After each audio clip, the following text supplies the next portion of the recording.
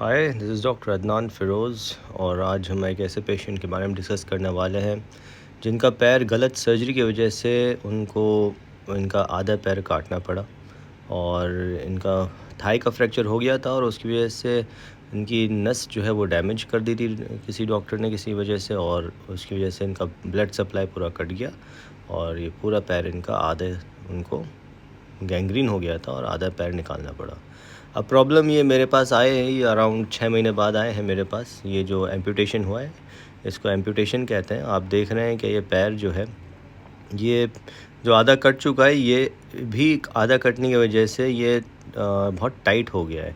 ये जो कुछ बचा हुआ पैर है जो इनका, ये इसमें वेट नहीं डाल पा रहे हैं क्योंकि इनका टेंडन जो है सब तरफ से टाइट हो गए हैं।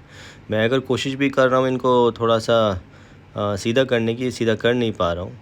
पीछे का जो टेंडन है ये बहुत ज़्यादा टाइट है, इस वजह से ये पूरा पैर जो है अपनी तरफ खींच रहा है और नीचे की तरफ दबा रहा है, और ये साइड वाला टेंडन भी बहुत एक्सट्रीमली टाइट है। तो हम लोग ये इस पैर में टेंडन सर्जरीज़ करने वाले हैं, और जो टेंडन में टाइटनेस है उसकी वजह से ये सब रिलीज़ हो जाएगा। जो पीछे का टेंडन है उसको लेंथनिंग करेंगे हम लोग, जैसे टेंडो एक्लिस कहते हैं, और जो साइड में टेंडन जा रहा है उसकी हम लोग सर्जरी करने वाले हैं। आप लोग देख रहे हैं ऊपर ज़ख़म जो हो रहे हैं, ये पैर, ये जो ज़ख़म है, जो ज़ख़म हो रहे हैं इस पैर में, वो इस वजह से हो रहे हैं क्योंकि ये पूरा वज़न इनका पैर का बाहर की तरफ आ रहा है। तो जब इनका वज़न ओवरऑल बैलेंस हो जाएगा जो सर्जरी के बाद, जो कि हम कोशिश करने वाले हैं, और तो इनका पूरा वेट सही तरीके से आने वाला है और जो इनके ज़ख़म हो रहे हैं पैरों में ये ठीक हो जाएंगे। एक बार इनको सीधा करके देखेंगे और आपको सही से बताऊंगा। ये देखिए इनका पैर आप देख रहे हैं, जो कुछ बचा हुआ पैर है ये अंदर की तरफ है, और अगर मैं कोशिश भी कर रहा हूँ बाहर की तरफ ले जाने के लिए, ये जा नहीं पा रहा है क्योंकि टाइटनेस इतनी ज़्यादा है अंदर के पट्ठों की कि ये अंदर की तरफ खींचे जा रहे हैं।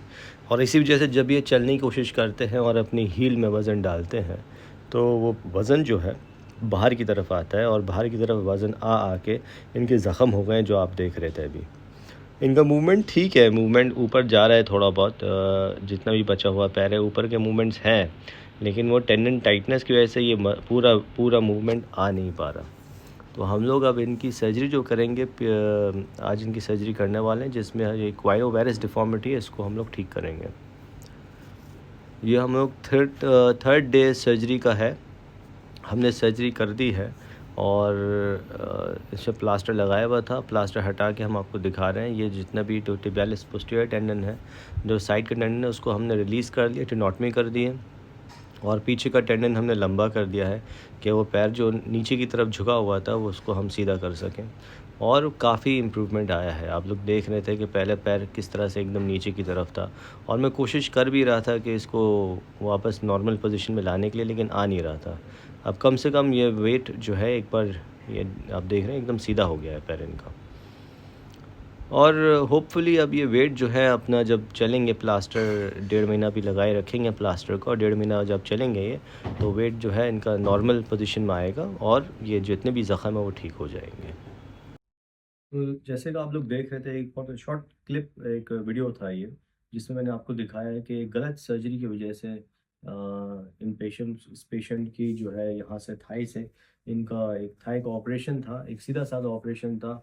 एक हिप बोन, थाई बोन का फ्रैक्चर था जिसका ऑपरेशन के बाद वो जोड़ा गया, और उसी ऑपरेशन में उनकी जो वेसल्स थी, जो वैस्कुलर सप्लाई थी, वो डैमेज हुई, और उस डैमेज की वजह से इनको ये जो पैर की डिफॉर्मिटी थी, उस पैर को इनको आधे निकालना पड़ा क्योंकि वहाँ का वैस्कुलर सप्लाई ख़त्म हो चुका था। प्रॉब्लम उस एम्पुटेशन के बाद, एम्पुटेशन मतलब जो पैर को काटने को हम एम्पुटेशन कहते हैं, उस एम्पुटेशन के बाद प्रॉब्लम ये हुई कि उनकी जो डिफॉर्मिटी थी पैर की, वो अंदर की तरफ चलता गया और पैर एकदम ऐसा हो गया था। तो ऐसी पोजीशन में पैर के वो पेशेंट चल नहीं पा रहा था। वो अपने जब भी वेट डालता था वो बाहर की तरफ वजन आ रहा था उस पेशेंट में, और बाहर की तरफ आप देख ही रहे थे कितने ज़्यादा ज़ख्म हो रहे थे। तो इसी वजह से ये पेशेंट 6 महीने बाद मेरे पास आए हैं, और इस उम्मीद में आए हैं कि इनका जो बचा कुचा पैर है, तो थोड़ा बहुत भी बचा है, मैं उसको बेटर कर सकूं, और हमने बेटर करा। जिसमें हमने ऑपरेशन करा, जिसमें हम लोग की टेंडन जो है, तो पीछे का टेंडन होता है और जो साइड के टेंडन होता है, उनको रिलीज़ करा, उनको लेंथनिंग करी कि इनका बैलेंस बन जाए, और पैर फिर से जैसे हम लोग नॉर्मली हील रख कर चलते हैं पैरों में, फ्लोर में, इसी तरह ये वेट अपना नॉर्मली बैलेंस करके चले और जो बाहर के जो ज़ख़म होते हैं वो नॉर्मली ख़त्म हो जाए।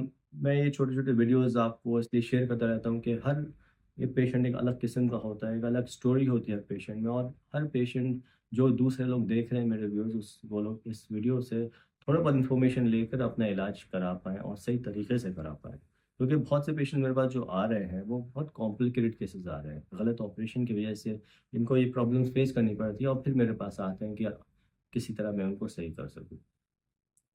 मैं एक और अनाउंसमेंट आप लोगों को करना चाह रहा हूँ, और जो कि मैंने पहले भी कर चुका हूँ, कि मैं दिल्ली में आने वाला हूँ 19 अप्रैल से 22 अप्रैल तक, 4-5 दिन मैं वहाँ रहूँगा। वहीं पे ओपीडीज़ करूँगा, वहीं पे ऑपरेशंस भी करने वाला हूँ। दिल्ली में मेरा हॉस्पिटल मैश हॉस्पिटल है, MASSH MASSH hospital, Nehru enclave में है। मैं 19 अप्रैल में 4 पीएम से लेकर 6 पीएम तक मैं ओपीडी करूँगा। जितने भी इंटरेस्टेड पेशेंट्स हैं, आप लोग डायरेक्टली आ सकते हैं वहाँ पे इवनिंग आवर्स में 4 पीएम टू 6 पीएम में। और जो ऑपरेशंस कराना चाहते हैं, आप मेरे कोऑर्डिनेटर से बिल्कुल टच लीजिए। वहाँ पे रजिस्ट्रेशंस कराइए और आप बिल्कुल बेझिझक मुझे दिखा सकते हैं। 3 दिन ओपीडीज़ होंगी मेरी, 19 अप्रैल, 20th अप्रैल एंड 21st अप्रैल। 19 अप्रैल को 4 पीएम टू 6 पीएम होगा, 21st और 20 और 21st अप्रैल को आप ओपीडी जो होंगे वो आफ्टरनून आवर्स में होंगी। आप लोग मेरे असिस्टेंट से कोऑर्डिनेट कर लीजिएगा।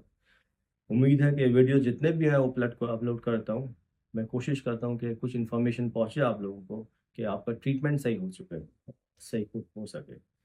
Thank you for watching this videos and hope to see you soon. Thank you.